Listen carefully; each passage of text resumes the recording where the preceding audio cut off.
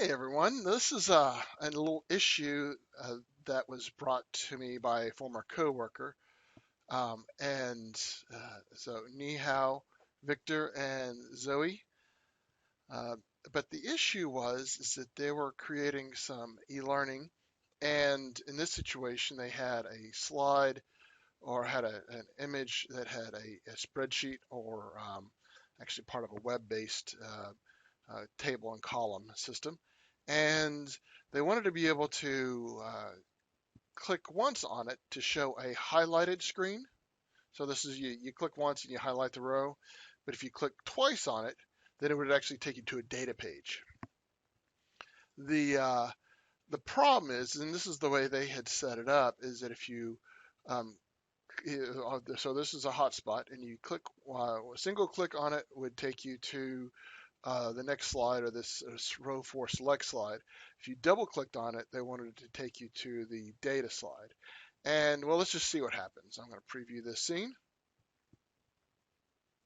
So here is our hotspot. If I try to double click on it, so I double clicked on it, but it quickly, the single click, because there's two clicks and a double click, the first click go ahead and takes you to the next slide, and then we're stuck with this highlighted. Now, and I think in this one they actually had it still. If you wanted to still double click on it, then it would take you there. But it was a little disconcerting. It didn't work very smoothly.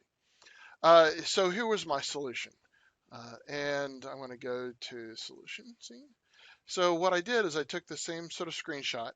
Um, I was originally going to try to do this with layers, but that didn't work. So here's the image, and so same hotspot. But what I did was is rather than having a separate slide or a separate layer for the selected version of this, I actually created a new state. So here's my image, and so then I created a edit states. You can actually see this is the selected state. So what happens is for this same hotspot, uh, it is a state change. So the hotspot actually doesn't go away. So it's still there as you're clicking a second time for your double click, and it works pretty well. So here, let's preview this scene. So if I come in here and I single click it, I get my selected.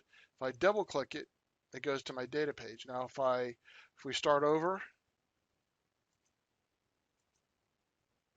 if I just double click it, you'll know I get a quick state change, which would normally happen in real life, but it immediately takes you to the row 4 data page, and works pretty smoothly, sort of as you would expect it, as somebody would do it in real life.